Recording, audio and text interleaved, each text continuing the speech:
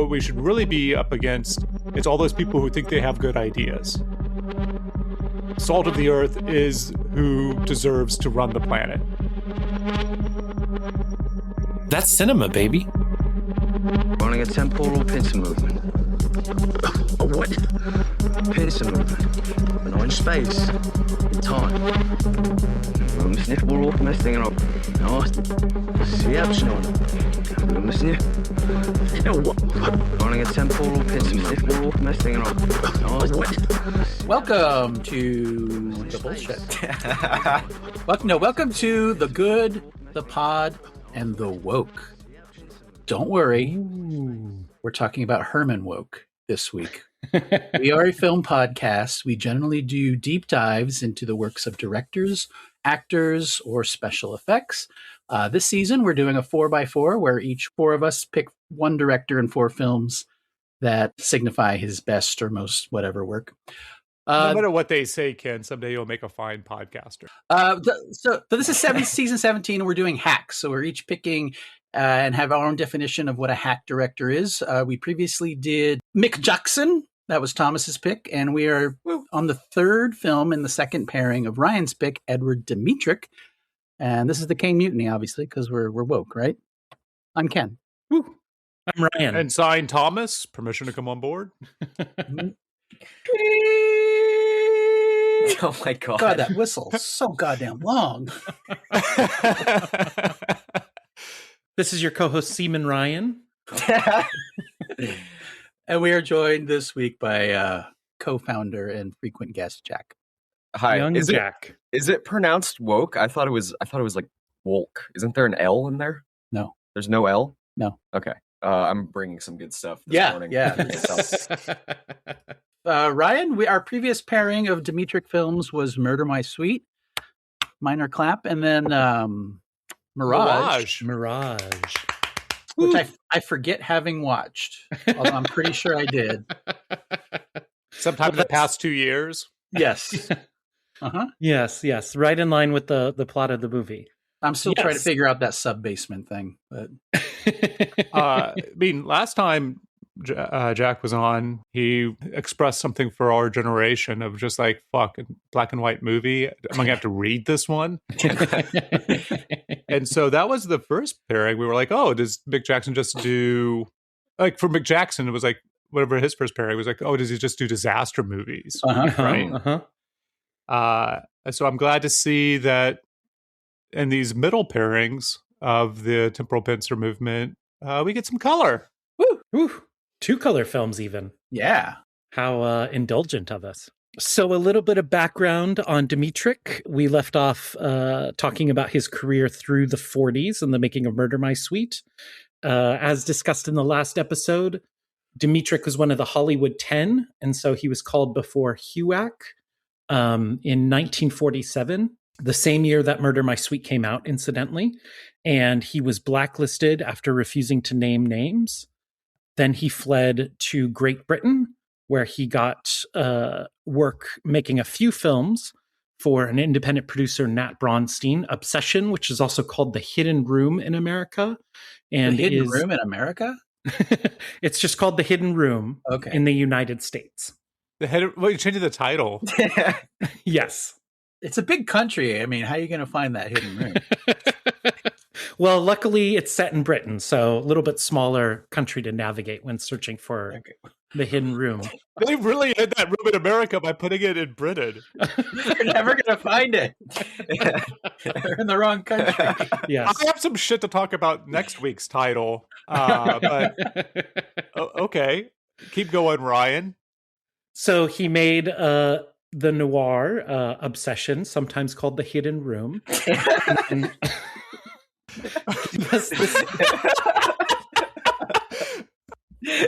I don't understand the joke here, but I'm glad that the audience is getting, that our listener is getting a kick out of this. Yeah. He also made Give Us This Day, which was a social messaging film. And in line with his politics at the time, being a socialist / communist sympathizer. After that movie had a successful release in Europe, it was not, its showings in America were greatly curtailed due to its political content. Dmytryk returned to the United States after his passport expired and then served 4 months in prison before finally agreeing to name names. So he did that in the early 50s and immediately got back to work for producer Stanley Kramer. And the Caine Mutiny was his 4th movie working with that producer and was a huge success, big box office, multiple Academy Award nominations, including Best Actor, Best Director, and Best Picture.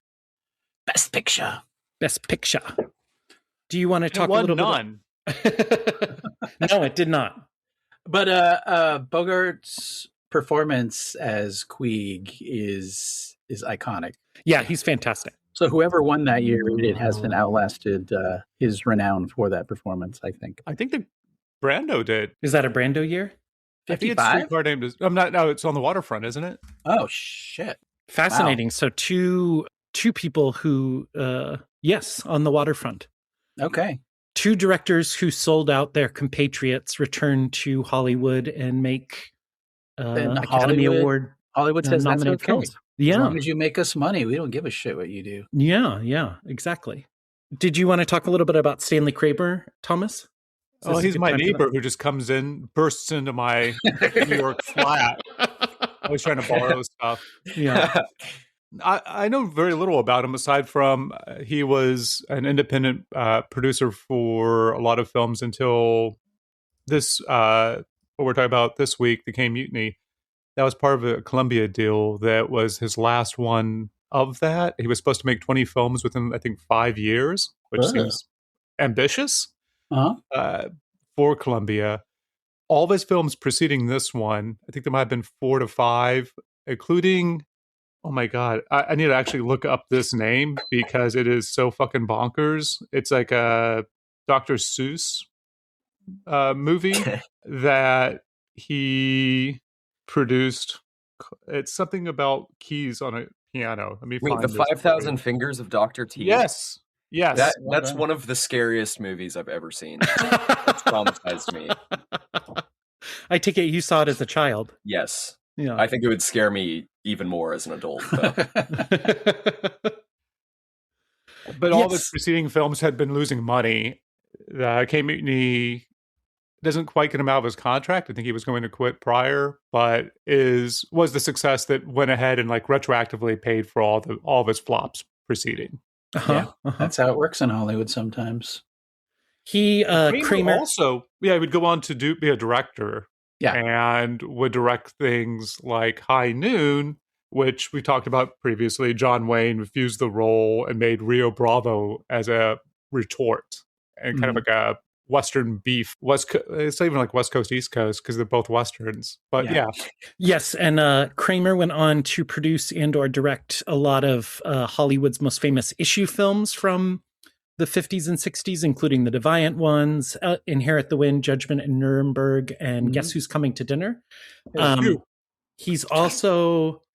What? You're just going to leave us hanging? Who's coming to dinner? Sidney Poitier. Sidney Poitier is coming to dinner, and guess what?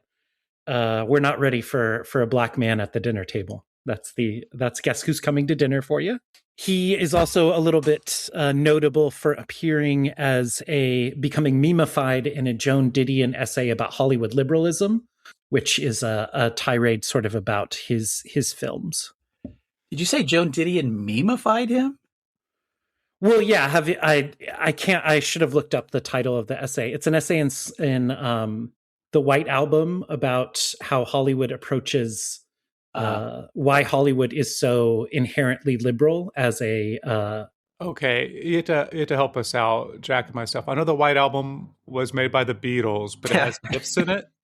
Or GIFs. Yes, Joan Didion put together a series of GIFs reflecting the issues presented in the Beatles' The White Album, and took that opportunity to do a drive-by on Stanley Kramer movies. Wow, I'm going to need to subscribe. Didion did what? And when you say GIF, we mean GIF. We're taking a stance that that's how it's pronounced, right? I'm a GIF guy myself, but I was just riffing on Thomas's use of the word. Joan Didion is driving by famous producers and shooting them? Yes, with her words. I have some suggestions if she's taking, commissions or anything. One piece that we've left out about Kramer, and I guess this is the part where maybe when we talk a little bit more about wokeism, we issues films might be slightly different than, I guess, an understanding of the working class or what one might think of as somebody who would have to go testify before HUAC or be indicted as the Hollywood 10. The Kramer recommended that people testify and name names. And he was somebody who named names, despite later hiring people who were blacklisted to be writers on his films. Mm-hmm. So his involvement is complex in a way that might lead to him wanting to make the Caine Mutiny. Yeah. Plus, the Caine Mutiny was a huge bestseller, won the Pulitzer Prize. Had a big play as well. And then, went almost immediately turned the novel into a play, which focuses on the last 30 minutes of the movie and tells the story of the rest of the book through testimony. And I think the play has actually outlived the book, and maybe even this version of the book that we're talking about today. Because I thought it was the play. When I started watching, I was like, well, when did they get to the trial? Oh, I thought that was the movie. And then I thought David Schwimmer was in this. I think, doesn't he play the Jose Ferrer part? I know that in the original casting it was Henry Fonda. Mm-hmm. Mm-hmm. Henry Fonda playing a Jew? Yeah. Okay. Versatile. Yeah. I mean, we did a whole season of James Gray casting Gentiles as Jews. So I think in the 50s they get away with even more. Yeah. But yes, to your point, Ken, I think the play is now more famous than the film and probably even the book. Mm-hmm. And similarly, a lot of people think that it's based on a true story, but it is a fictionalized tale. And something I found fascinating was the movie adheres much more closely to the book than the play does. But it still has some curious things that are left out from the book, particularly Keith's story after the events of the movie. And in fact, that character is a bit part in the play and I watched a 1980s Altman adaptation of the play. He's sidelined in the last act. Really? Yes, but he is in the book. He is your introduction to the Caine as a ship. Most of the story prior to the trial that's portrayed in the Caine Mutiny, the film, is all taken directly from the book with a little bit of context excised. But so the main character of the movie, the Caine Mutiny, is almost excised entirely from the play adaptation of the book. Right. It's mostly... Even though the play preceded the movie. So the movie it doesn't really matter. Yes. You know what we're going to do? I'm going to tell you a little bit about the difference between the play and the movie based off of Columbia Pictures' Combat Classics release of the Caine Mutiny. Okay. Which has some special features on it. Then we're going to go around the horn and say if we've ever seen this before. And we'll get back on track. How about that, gents? Yeah. And then we're going to do a plot. Oh, and then we'll do reactions. And then we'll all adjourn and go our separate ways. Yep. So in the play and in the book, the balls that Humphrey Bogart plays with are because his hand shakes. And they're a way of mitigating that. Yeah. So he has like a trimmer in his hands. Yeah, so to try to not call attention to it, he takes two loud balls. And the balls from The Handmaiden, right? From the Park movie. Uh-huh. I think that wouldn't those be the Benoit balls? Yeah, it's a They're Chinese. It's for meditation for people with short attention spans and anxiety issues. Oh, it's the original fidget spinner. Yes, it truly, and I didn't realize it until I saw this movie actually, but truly, yes, they are thousands of year olds fidget spinners. Wow. Okay. The Keith character, our entry point, as Ken said, he's not actually on trial, I don't believe, in the play. That's correct. And he's barely on trial in the movie, which is an interesting how they adapted the work. There is no the apology for when they run away and they drop the yellow ink, which we'll talk about here in a second with the plot. It's not in the play at all. That the calling all of his crew together and the Bogart captain saying, like, I need your support. There's times when a captain needs support of his officers. Yeah. And I think the biggest thing, and Ken already mentioned this, with Fonda's ability to play a broad range of characters, the Führer character, the defense attorney, is Jewish, and it's important in the play. Yeah. Because, as we'll probably talk about in reactions, he sees if somebody didn't stand up to fascism and somebody wasn't fighting this war, his grandmother could have been turned into a bar of soap, I think is the line that he uses. His mother. Yeah. If it wasn't for people like Queeg, then Herman Goring would be cleaning his fat ass with his mother, I think is the approximation of the line that ends his big monologue at the end of the play. Yes, that's true. Wow. So first time, let's go youngest to oldest. Jack. I accidentally watched Volcano. No, yeah, this was my first viewing. I finished it about 20 minutes ago. Great job. My first. Yeah. Ryan? Yeah. This was my third viewing, I believe. Mm-hmm. This was also my first viewing. Oh, really? Yeah. I didn't see it with my brother and my dad opening weekend. Sorry, Thomas. I mean, 1954 was the year before The Creature. Oh, this predates Eastwood. Ooh. Yeah. So we had no previous watches. Okay. For this year, for 1954. So congrats, Ryan, for filling in a year. A gap year. Yeah, you're welcome. Who wants to do the plot? Jack? You just finished watching it. Okay. Well, I should say before I start trying to recount the plot that Thomas had texted me, not to get into reactions yet, but he had texted me earlier this week saying that the first hour or so is really boring and then it picks up in the last 45 minutes. So I did sleep through a lot of the first hour of this movie last night, and I was a little drunk. So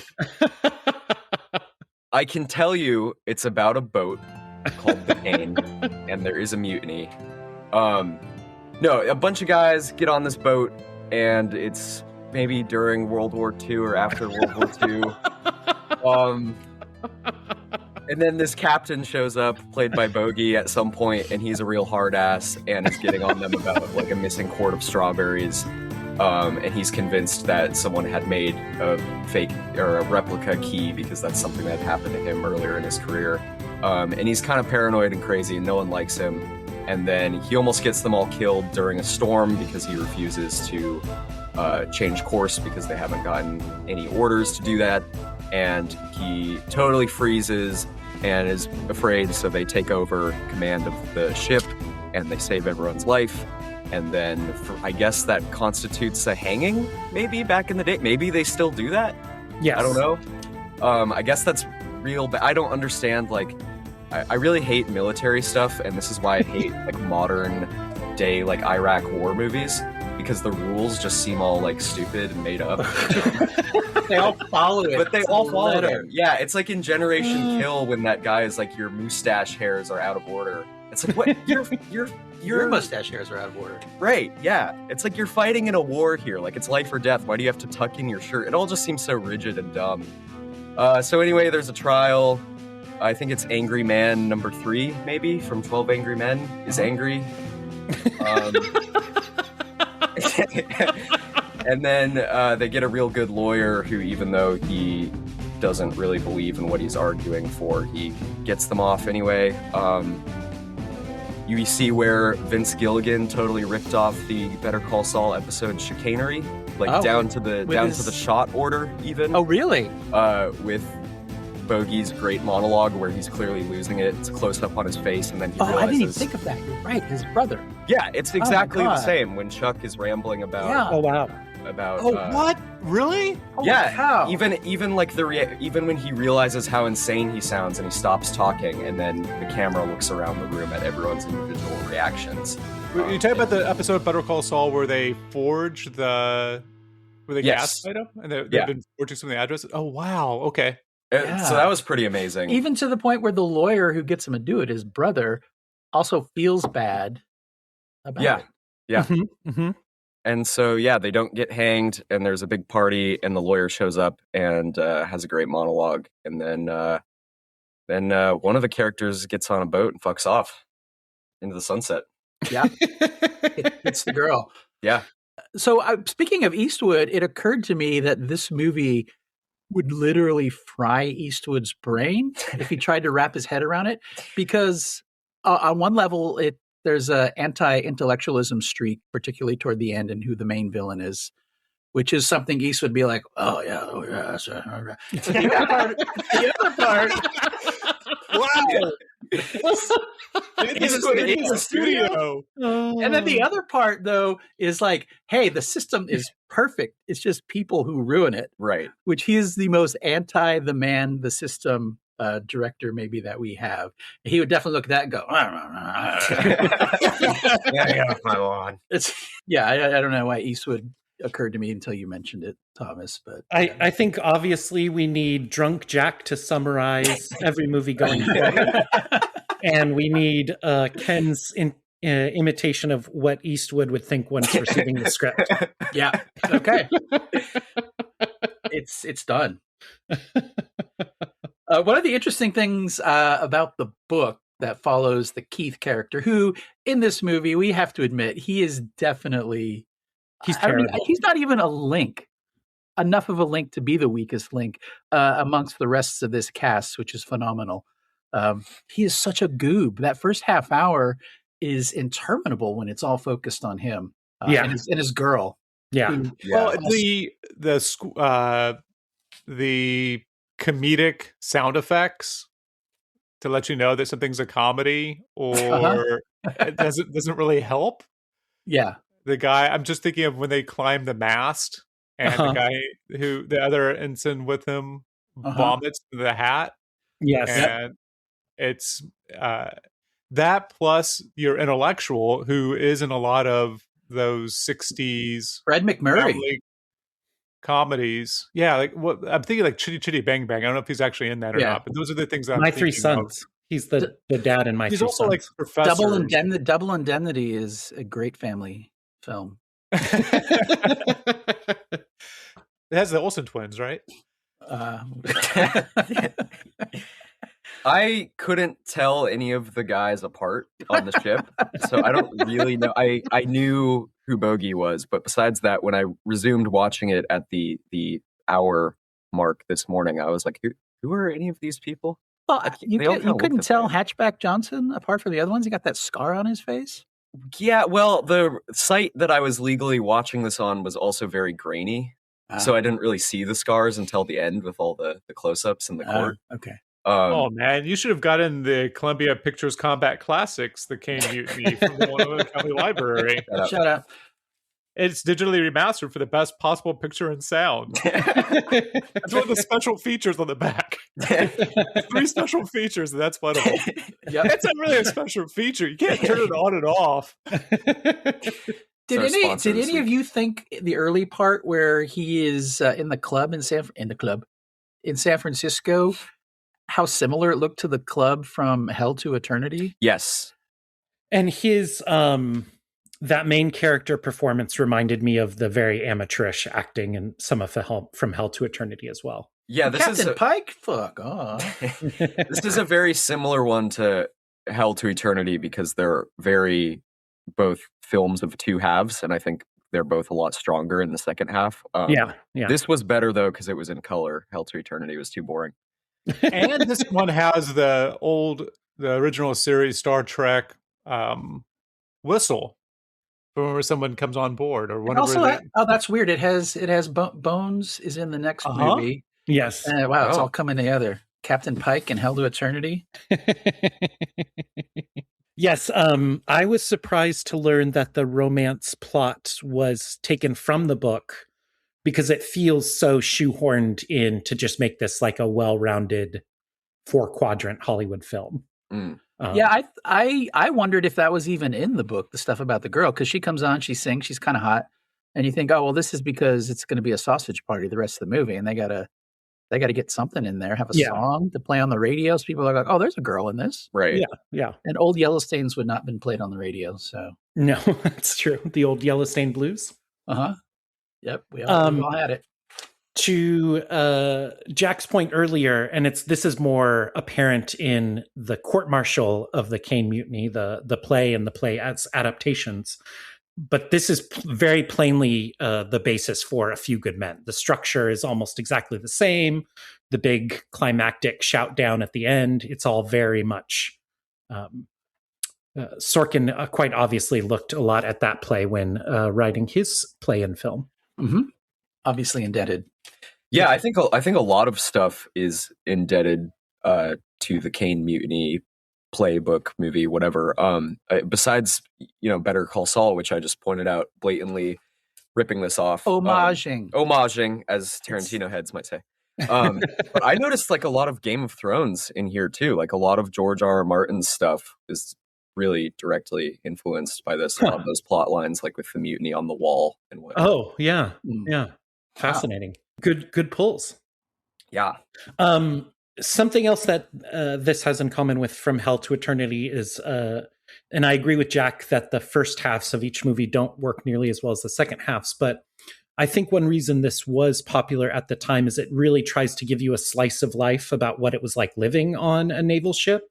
And not only Queeg's obsession with little things, but just the complicated roles everyone plays, the multiple hats, the relationship dynamics, the combination of jaunty excitement and fearful adventure. The jaunty parts of which, as Thomas points out, don't necessarily work very well. But I got to think that was a big part of why this was a successful picture. It's just got some fabulous movie, as Thomas say, movie stuff. Particularly the last third, and then the mutiny itself is. Yeah, I would also say that this is there's been enough time since the war that people can take another look at it. It's not Platoon by any means, but the only reason this film got made was that it was a large cooperation with the Navy. Really? And in fact, one of the set pieces is obviously only because they had a bunch of people on a destroyer or a carrier to be able to run around. So they wanted to show off all the people. Yeah. Which they do. It's almost like a musical number. So this film took a long time this is from the special features of the Columbia Pictures Combat Classics edition of the Caine Mutiny, where you can listen to two people talk about the film, and then when you're watching the third special feature, the second one being them being interviewed about the film, these two film scholars, you could also listen to that same commentary as it's going on during the film as a track. They've just clipped out what they were saying as they were watching the film and made it look like a documentary. Anyhow. Oh, did any of you come across that this film is the reason Michael Caine changed his last name to Caine because I think his real name is like Michael White or something like that. Wow. He likes to tell the story. He was trying to think of a stage name, and he saw the Caine Mutiny on a marquee, and he always says, read so many versions of this. If he had turned his head a few more inches, he could have had his career as Michael 101 Dalmatians. You know he's told that story 1,000 times. Is that true? Yeah, it's pretty funny. Wow. Same thing for Big Daddy Kane from the 80s. But they wanted to make this film was many years in production while waiting for the Navy to allow them to make it because they needed that cooperation. You need to make us look better. You need the Navy to be unimpeachably great, and following its rules and order is the only resolution we will accept. Well, they do let you know that there has never been a mutiny in the history of the United States Navy. Mm-hmm. And that a fucking writer, it took a fucking writer to throw a wrench in the works. I think that's Wouk kind of having his cake and eating it too. Right. Because this is based on experiences he had on a number of ships in World War II. Oh, interesting. And I feel like because the play is the same way, where he gets to have this incredibly dramatic sequence of events with a captain who is clearly unfit to serve and lead.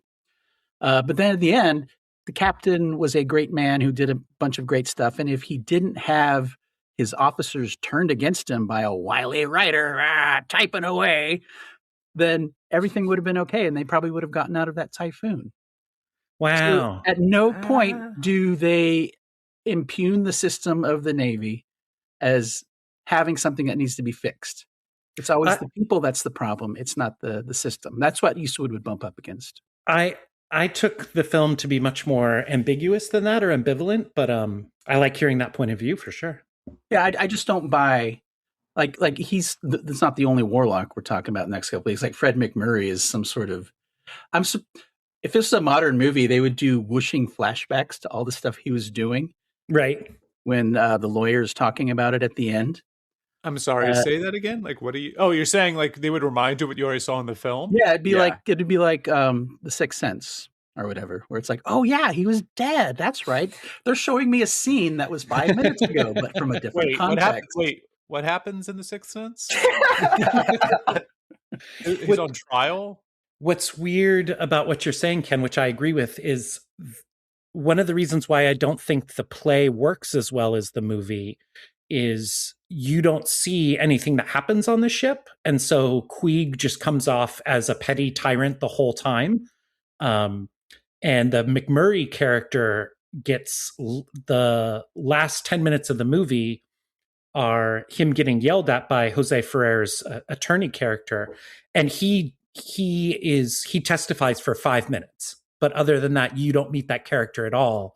And then the very last scene of the play and the film adaptations of the play is the lawyer just calling him out and crediting him for being responsible for all this stuff. And it's like, we don't even know who this fucking guy is. It's very strange. Well, in the movie, they make his betrayal of his friend more obvious, and the break in their friendship a lot more definitive. Yeah. But in the book, and I think even in the play, the dude has a book coming out. He's finished the book. He's got the advance, and part of the celebration. Multitudes. Yeah, is one dude getting off. Nothing. And then the other guy getting a big advance for his book. So it was like a double celebration, both in the play and the book. And then the book, the book goes on well after that. And then the Keith eventually becomes the captain of the Caine. Mm. He's like the last captain of the Caine. And doesn't he get kamikazed? He gets kamikazed. And Really? He gets kamikazed. And Kiefer, Fred McMurray, is there with him as the captain at that time. Kiefer somehow becomes a captain. And he tells everybody to abandon ship, having the same things that Bogart's character Queeg had. And then Keith is the one that bravely stays aboard and saves the ship, et cetera, et cetera. And then he becomes the captain, and he realizes, hey, you know what? Maybe we were kind of hard on that guy. Being a captain, puts out the fire by urinating on it, and he's the new yellow stain. Yes, born with pride. Yep. What? So it's like the ending of what's that Friedkin movie we watched where he's wearing the same jacket? Oh, To Live and Die in LA. Yeah. Yeah. Interesting. Live and die in LA. Thank you, Ryan. Never gets old. You're welcome. There is an interlude in Yosemite that is pretty dumb narratively, but the actual filming in Yosemite is quite stunning. Yeah, they didn't have to go to Yosemite. I mean, they went much further than they normally would for a Hollywood film, right? Uh-huh. And the logistics of that must have been pretty nightmarish. It almost feels like they shot that there so they could make the most of their Technicolor. Yeah. They go to It does help Yosemite? with that. Particularly with the fire waterfall Oh yeah. as sunset is setting. That's a beautiful image. Fucking rad. Yeah. From a director's point of view, I think one of the coolest things about this movie is that in the battle scenes, you have a great usage of on-set acting and stock footage. And then there's a lot of special effects where the stock footage from actual battles in World War II is projected behind the action on the Caine. So you're getting real things that happened in the background and the characters' roles in them in the foreground. And it's noticeable that it's a rear projection, but I think it's very well done compared to a lot of other. There's actually a 50s special third. effects. There's actually a third element there, and that is they did maneuvers. The Navy did. So those ships you see coming in behind the Caine, those are actual ships. So they filmed that. Mm-hmm. So they're splicing helicopter shots with what you said, the archival footage, and with the enactments on board. Yeah. One thing that's lost a little bit though is where the Quaid character is, where the Humphrey Bogart captain character is during all that. And it wasn't until it was pointed out to me in the commentary that he's like hiding away from where the guns are and everything else. And he keeps popping out like a whack-a-mole or something to give some orders and disappearing again. Yeah. But because of the way that it's shot, it's hard to tell where in space he is and what he's doing. It just seems like he's taking care of business on the other side of the ship. I was half asleep watching it, trying to wait for my coffee to kick in. He does a lot more stuff in the book that is even more unhinged.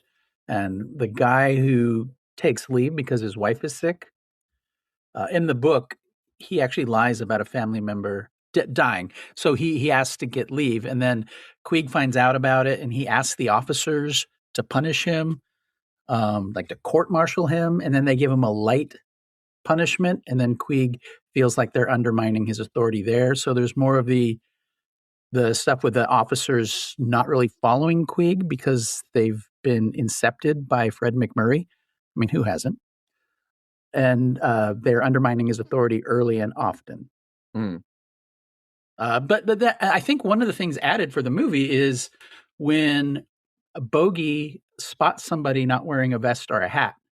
Yeah. And then he points at it, and then it's almost like a cartoon. It's like, and then Keith goes, "Oh, what's going on?" And then he looks and he says, like, "Nope, they're wearing a hat and a vest, Captain." Like, no, I swear. And I think that's put in to give you more sympathy with Queeg and to see how he's being undermined and how that stuff, if it weren't for McMurray incepting everybody. Well, yeah, I guess the other part to that is and maybe you said this and I just misunderstood, but it's that Queeg sees something, and by the time that Keith shows up, the person's already put on the helmet. Yeah. And so being that half a second late makes Queeg look crazier. But they do it like 3 times. It's like a bit. Yeah, it is a bit. And it's kind of ridiculous. We need to do reactions. We're 40 minutes in. We go youngest to oldest. Jack, what do you think? I think the last 45 minutes of this movie is a 10 out of 10. And I think everything leading up to it is, not to sound like a zoomer, but intermittently very boring and dry. And something that you definitely want to sleep through. But as soon as the storm happens, that scene is phenomenal, and everything after that is just so gripping. But I don't really care about all the Navy stuff and all the setup and all the hoorah and all the oh, he has a girlfriend, and it just I don't care. It's so boring. It's so boring to me. I'm sorry, but No. I love Bogey. I think this is a classic Bogey performance. It's one of his best. Yeah. Thomas, what do you think, being a first timer? I agree with what Jack said. Like the first half is definitely less than mid. I do wonder if I like the last 45 minutes or whatever we're calling, basically right from the storm on. Actually, I do like a little bit of how quickly they do the montage for the character who will be on trial. Was it Merrick? Yeah. How Merrick is keeping his log, and then so you get to see some of these instances of the insanity. I think it goes on a little too long, but I appreciate that being the structuring mechanism as opposed to seeing it happen in the film in real time, or having it be flashbacks later. But yeah, when the film finally starts to pick up, I do wonder if having to watch an hour plus of just garbage makes that pearl shine brighter whenever you find it in that pile of shit. Like if the film, like if it was just the last 45 minutes with a little bit extended onto it, like if it would hit as hard. Yeah, or if all of a sudden, if it takes you like to to basically wake up this morning and watch it and be like, oh yeah, this actually, this is a watchable half of a movie. Ryan, what do you think, being a three-timer? I like this film, but it definitely has all of the weaknesses that Jack and Thomas are talking about. I do think the last 45 minutes is incredible, and I particularly appreciate that the Bogart character is both obviously has mental problems and that he is not overall a coward. Like the film goes out of its way to say that this man has done great things in the past. So I think that's handled really sensitively. And I like that shell shock, which is, we now call PTSD, but that's actually addressed pretty head on in the film. Because a lot of vets were suffering from that and it was not well understood or accepted at the time. But the first half is definitely the weakest part. The main role, the actor in the main role of Keith is just awful. I really like the rest of the cast, but we spend way too much time with that guy. To your point, Thomas, watching the adaptation of the play, the court-martial of the Caine Mutiny, you really need that first half, not only for the context it gives for the court, but because it does make the courtroom scenes more powerful. The play is really just 2 hours of dudes yelling at each other in a courtroom. And it has some compelling moments, and that last speech is still very compelling, but it's just kind of every other trial movie you've ever seen. And without the context of what actually happened on the ship, it just doesn't hold. It's not nearly as compelling to me. Ken? I agree with all you guys. I actually, once Queeg shows up, which is 30 minutes in, I think it's fine cinema. I think you got about 30 minutes to set everything up, and then you get into the actual monsoon or typhoon, and then the trial sequence. I mean, the typhoon I don't think works unless you have all of the stuff with Queeg from where he's introduced, and Keith's like, oh, I like this guy. Where he's like, oh, Fred McMurray say he bad. He must be bad. I'm going to see him in that light for the rest of my life. But I think I don't want to be misinterpreted, so I'm curious if other people feel the same way. I feel like that this movie could be remade without cutting any of those first scenes. Just recast it and reshoot it.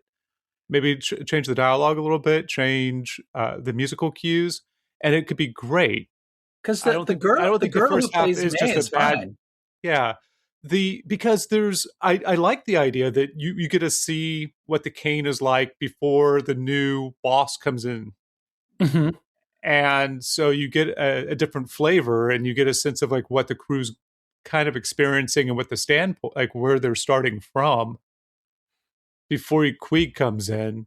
And you can see why people would be opposed to Queeg's rigidity outside of just Queeg having moments that seem like he is off kilter. I think you're right that a big part of it is he's such a goob. And the book, he actually joins the Navy before he could get drafted into the Army. Right. So he did that to try and stay out of things a little bit. Yeah, I think the trial scene and then the typhoon scene, that's like cinema, you know, movie stuff that when it's working and humming, it's just fucking great. And then Jose Ferrer comes in, He completely fucking takes over kills the it, movie. man. He takes Yeah, over he's the amazing. entire movie. Yeah, he's really great. And then I was hoping for more between him and Bogart, and I think that the movie goes a little soft on Bogart. He could still be the guy who, because historically we have to remember that prior to World War II, America didn't have a huge standing army. Wars would come and be like, "Oh, let's get these guys together." And go, let's go over there and fight. And then when it was over, they would go back to their regular lives. So much so that Teddy Roosevelt was like, "Let me get my Rough Riders back together. We'll go win World War I for you, Mr. Wilson." Yeah. So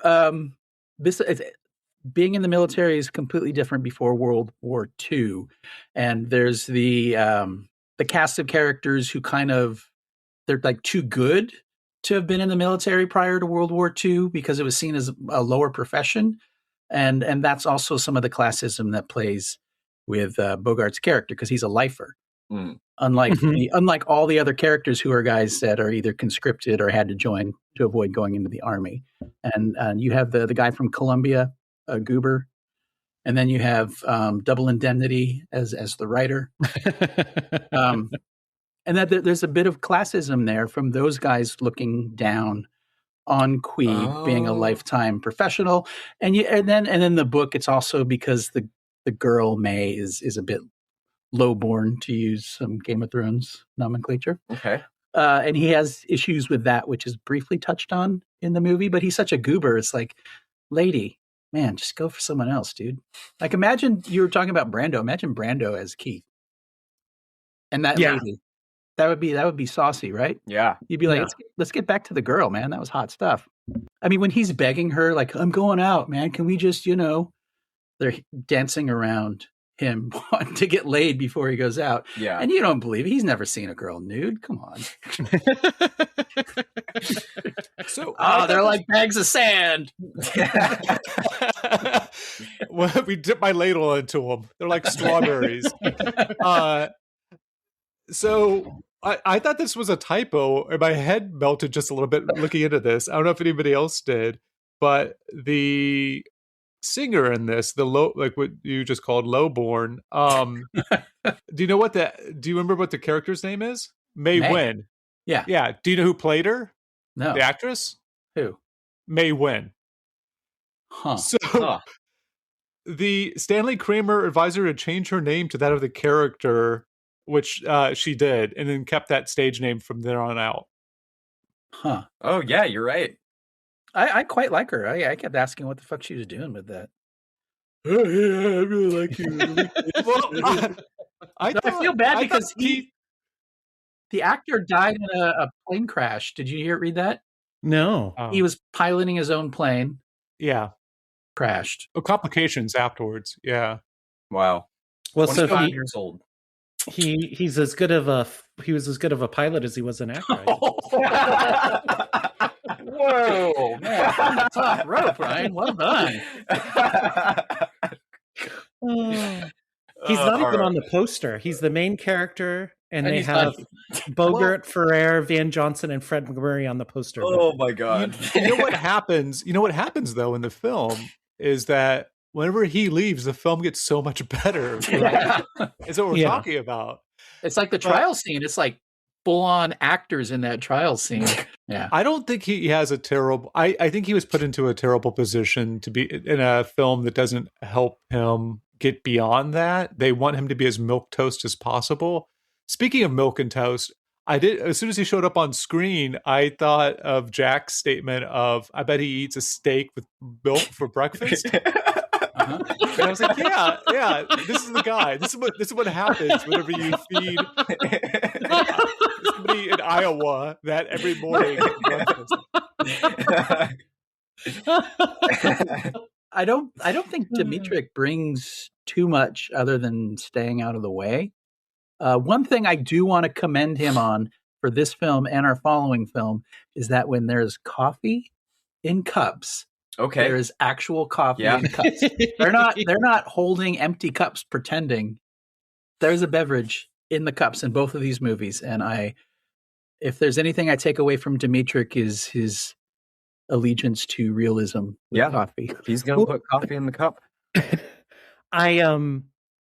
I do think this is mostly unshowy from a directing standpoint, but to go back to Jack's pull of the 1-to-1 matches in the Better Call Saul episode, I think those trial scenes and that typhoon scene are really, they have to be amazingly done, and they are amazingly executed.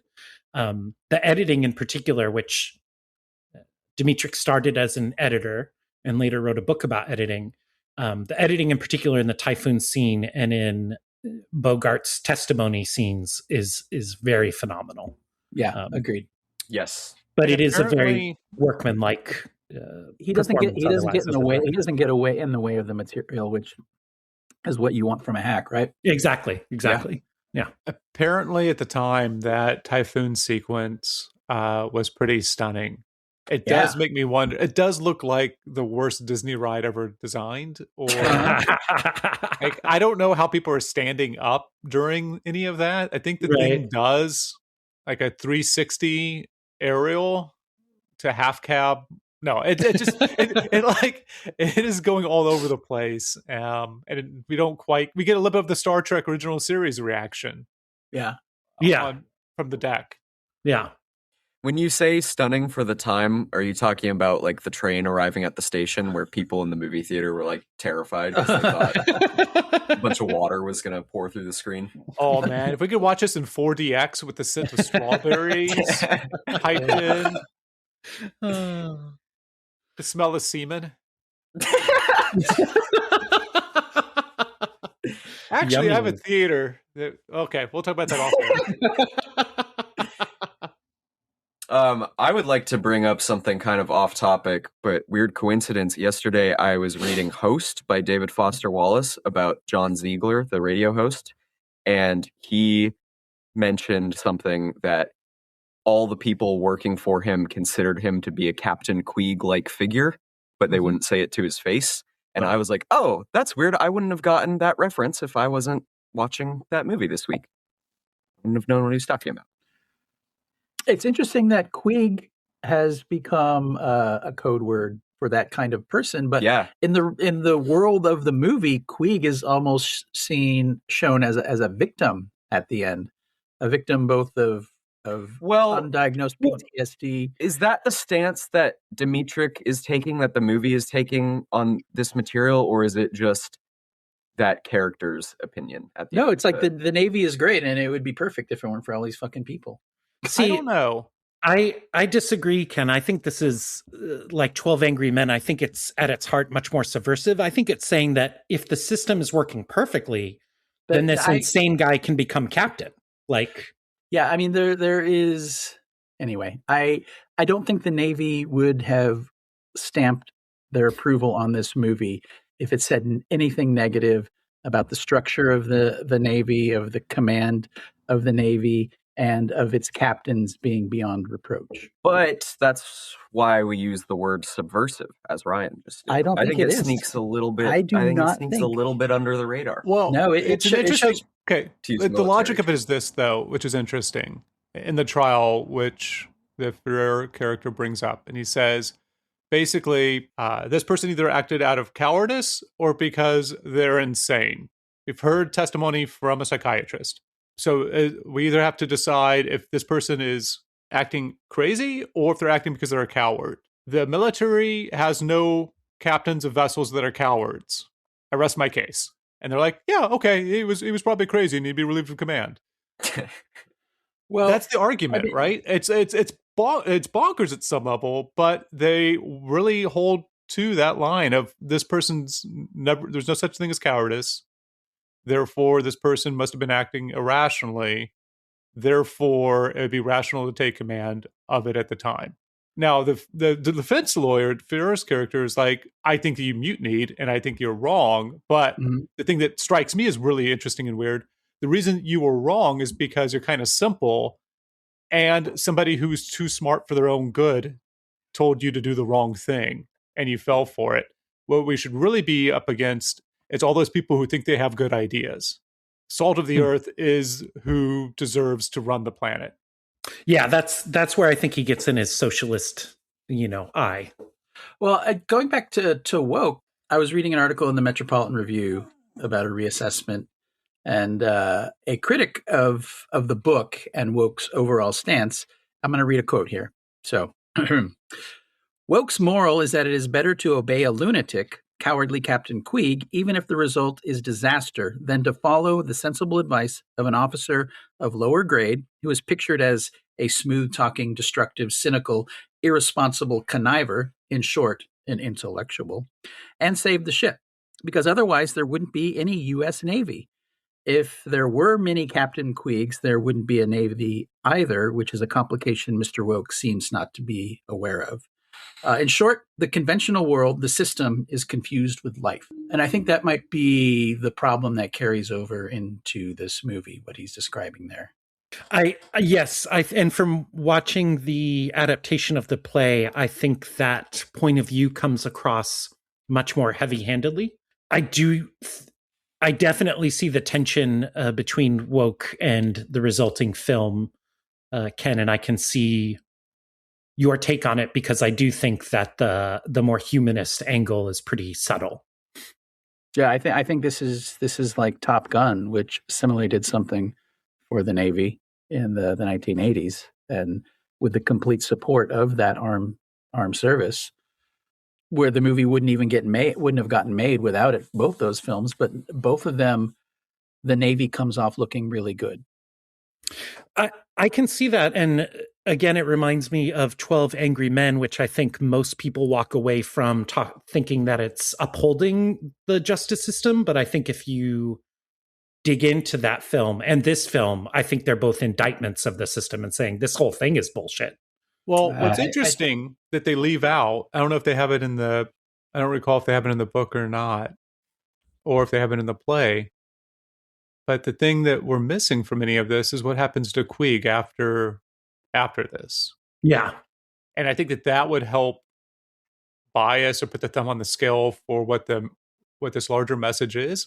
What's interesting is because it's Bogart and because of where the film is, but also his portrayal of the character and interpretation of the character, I feel terrible for him, right? Like nobody's going to, I don't want dude to get hung, either of them. Right.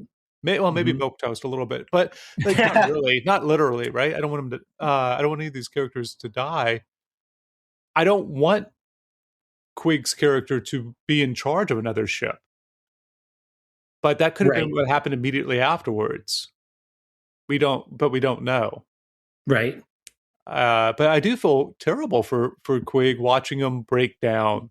Like he's definitely been through some shit, and his being through some shit might be the reason that some of our grandparents weren't made into bars of soap. But we don't fully know what he actually did in those events. But none of that really matters, I guess, at the end of the day. It's just he's a tragic character. It does. I think it's vitally important to his character. If he's always been a coward, or what do you? No, that what we now call PTSD or shell shock back then makes him unfit for command, and that it does not indict a system that still gives somebody like that reign to run a ship. He should not be running a ship. It doesn't mean he wasn't a hero and did not serve admirably prior to World War I. So you're saying it is an indictment of the system then? That they would only no. I think if you go to it looking for an indictment, like I think Ryan might have, or from my sensibility, That's what I want, and that's what I didn't get. Well, and I can see that, Ken, and this is a fascinating point of distinction between the play and the film, because Thomas's sympathy for Bogart's character, which was definitely what hooked me on the film initially, was that performance and how sympathetic he can be. That's completely lacking in the play. Queeg is just a dumb monster in the play, and that makes the Ferrer speech at the end all the weirder because there is no redeeming features of Queeg in the stage play or in those adaptations. Well, whereas in the stage play that you saw, just because you're watching an Altman version, I don't think I would really like to watch it, and I wanted to watch one of either the Friedkin or the Altman, but like most stuff, there's nowhere to stream it for stuff I pay for. You have to rent it. Yeah, and I am so sick of renting movies when I'm paying all this money. What am I paying for? So I just pirate this shit now. And, I didn't have time to watch my laptop for 2 hours, but I really wanted to watch the Friedkin because I knew we were watching the Altman. But I think Altman bringing in a strain of anti-authoritarianism and being somebody who is opposed to the system that the Navy upholds probably gives me a little bit more what I was looking for in this movie. Is Altman the most recent one that's been filmed, Ryan? No, the Friedkin. When's the Friedkin? Just a few years ago. It was his last film, and I think it's 2023. Kiefer Sutherland is in the Bogart role.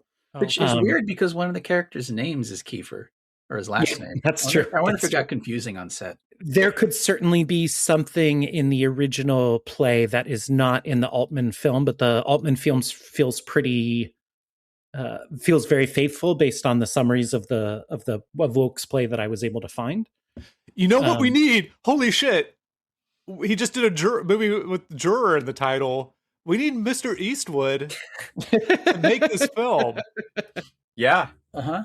I could see that. I'm going to get that Kickstarter going.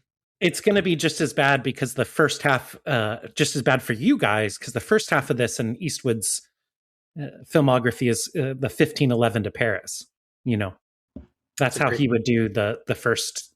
It's a classic. No, Eastwood would cast himself as Keith. I could sing a duet with her on stage. I just graduated from Naval Academy. I'm an ensign. And he would add 3 more love scenes. Yes. Well, we said our pieces. I didn't get a good look at the film, so I didn't. But at the time, the film that they show on deck that gets them banned from watching films might have been a better film than the film I was watching up until that point. Almost certainly. Definitely once the strawberry stuff starts out, and it's like, okay, this is great. Yeah. This is the most petty thing imaginable, and he's clearly going nuts. I thought the ladle in the sand. It's so fucking good. Well, I thought it was just the fact that if you fill a glass full of ice and then it melts, it doesn't go over the glass of ice, right? Right. It doesn't go over the glass because there's gaps in the ice. That's what I thought. There's gaps. They sound like strawberries are a congealed mass. Unless they were, I guess. The fresh strawberries were just mushed into nothingness. Yeah. And it's like, why would I have that serving? Also, everybody's serving was exactly the same. I guess that's the military, so that makes sense. No, Fred McMurray also, had didn't 3. he have like Fred 6 McMurray had helpings? 3, and Bogart had 4. Yes. Okay. Found they were gone because he was going to get a 5th serving. Yes. It does make me want to eat my food a little bit more slowly. Whenever I saw him buttering that piece of toast or whatever it is, he spends a good amount of time making sure that it's perfectly even and like as thick as whatever is on that cracker or bread, whatever it is.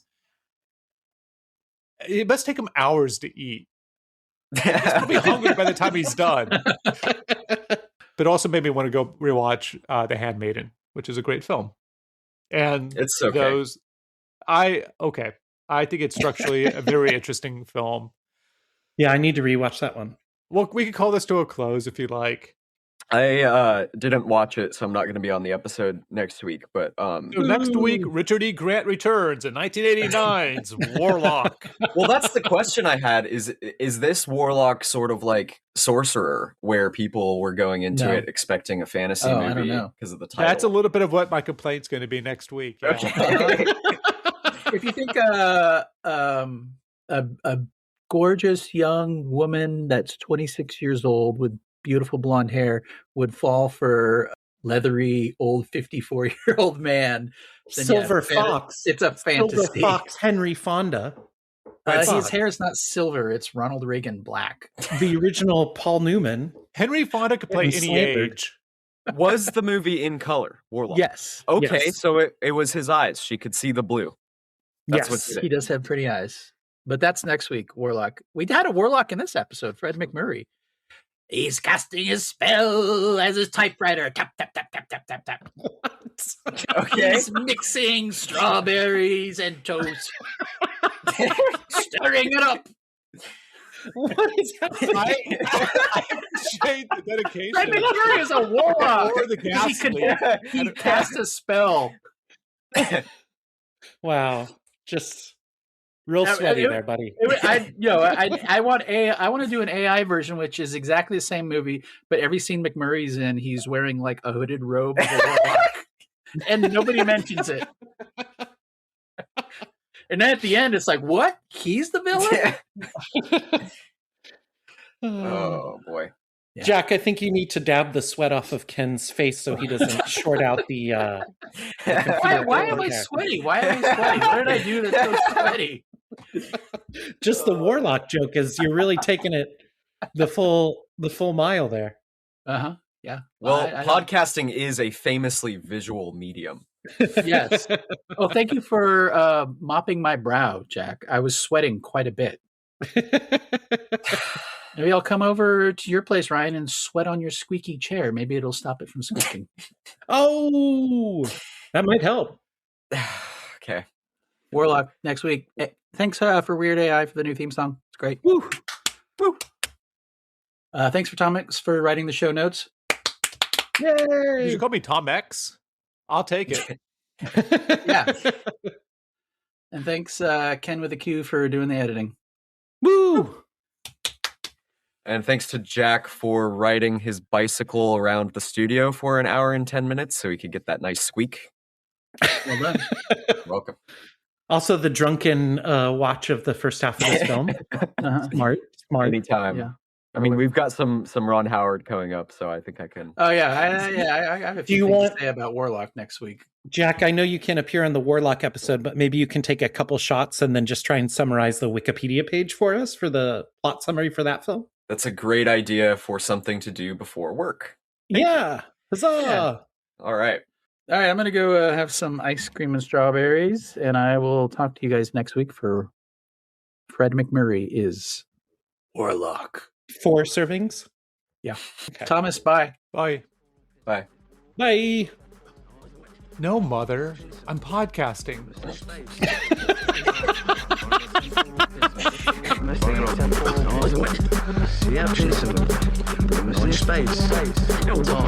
Running a temporal piston. Space.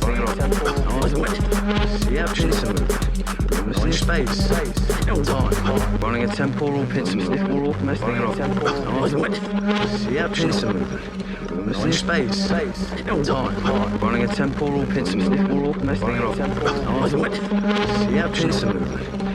Space.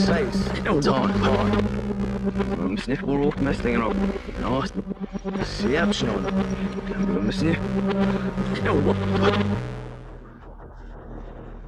Keith goes, oh, what's going on? Didion did what? To live and die in LA.